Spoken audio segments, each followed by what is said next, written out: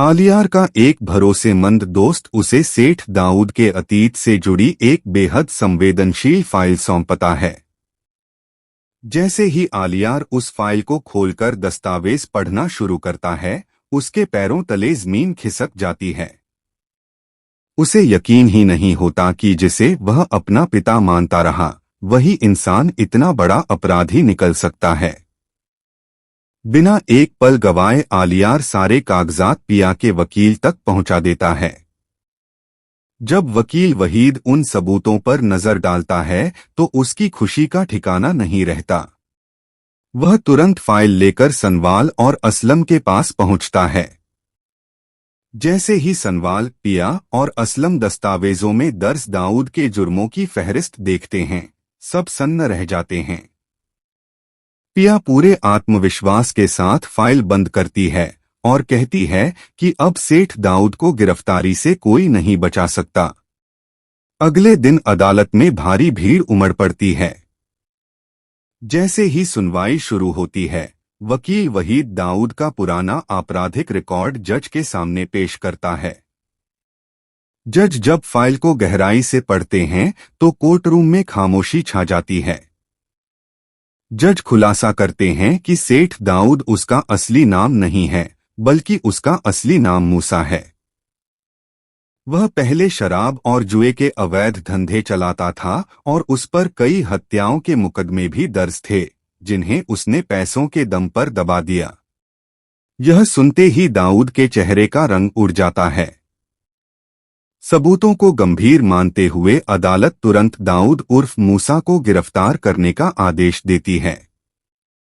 लेकिन अपनी चालाकी से वह कोर्ट से निकलकर अपने फार्म हाउस की ओर भाग जाता है। वहां उसका खास आदमी निसार घबराया हुआ आता है और बताता है कि पुलिस कभी भी पहुंच सकती है और यह सब इंस्पेक्टर बाबर की गद्दारी का नतीजा है, जिसने पुराना रिकॉर्ड लीक कर दिया। गुस्से से आगबबूला होकर दाऊद अपने शूटर्स को बाबर को मारने का हुक्म दे देता है। कुछ ही देर में इंस्पेक्टर बाबर को गोली मारकर रास्ते से हटा दिया जाता है। इधर सनवाल पुलिस की स्पेशल टीम के साथ दाऊद के ठिकाने पर पहुंचता है। दरवाजा तोड़ा जाता है, लेकिन दाऊद वहां से फरार मिल है। सनवाल को अंदाजा हो जाता है कि वह देश छोड़ने की कोशिश में है। टिप्पू की मदद से लोकेशन ट्रेस होती है, जो एयरपोर्ट की ओर जाती सड़क की निकलती है। सनवाल पूरी टीम के साथ तेजी से पीछा करता है। रास्ते में दाऊद की गाड़ी दिख जाती है। पुलिस के रुकने के इशारे के बावजूद दाऊद रफ्तार बढ़ा देता है। एक खतरनाक पीछा शुरू होता है। आखिरकार सनवाल अपनी जीप दाऊद की गाड़ी के आगे लगा देता है, जिससे उसकी कार सड़क से उतरकर पेड़ से टकरा जाती है। पुलिस चारों ओर से उसे घेर लेती है। दाऊद लड़खड़ाते हुए भागने की कोशिश करता है, लेकिन सनवाल उसे पकड़कर जोरदार तमाचा जड़ देता है। पुलिस उसे हथकड़ी पहना देती है। तभी आलियार वहां पहुंचता है।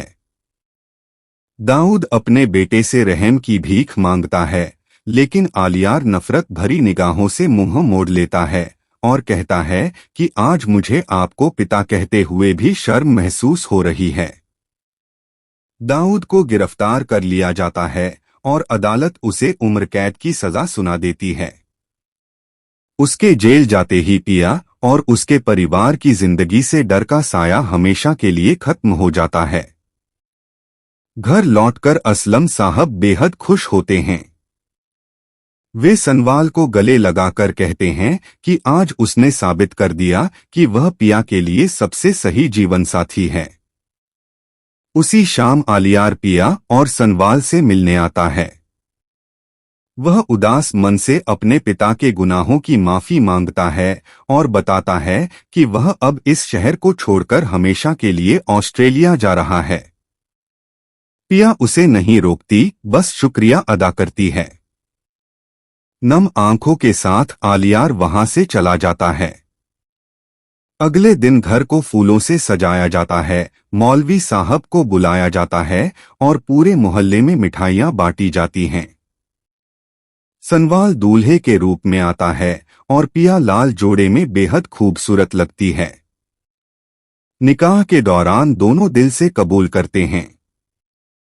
निकाह के बाद सनवाल पिया को अपने घर लाता है, जहां कमरा मोमबत्तियों और गुलाबों से सजा होता है।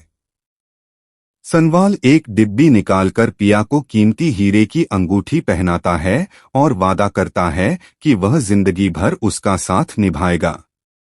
पिया की आंखों से खुशी के आंसू छलक पड़ते हैं। अगली सुबह दोनों असलम साहब से आशीर्वाद लेने जाते हैं। तभी सस्सी का फोन आता है, जो अपनी नई जिंदगी की शुरुआत की खुशखबरी सुनाती है। हेलो दोस्तों, हमारे चैनल को लाइक करो, सब्सक्राइब करो ताकि हमारी हर वीडियो सबसे पहले आपको पहुंचे, और नोटिफिकेशन ऑन कर दो ताकि हमारी सबसे पहली वीडियो आपको पहुंचे, ताकि हम आपके लिए और बहुत ज़्यादा अट्रैक्टिव लेकर वीडियो लेकर आए हमारे चैनल पर, और आपके प्यार के साथ। और मेरी ज़िंदगी है तू के रिव्यू, ड्रामे के रिव्यू हम आपको देते रहे।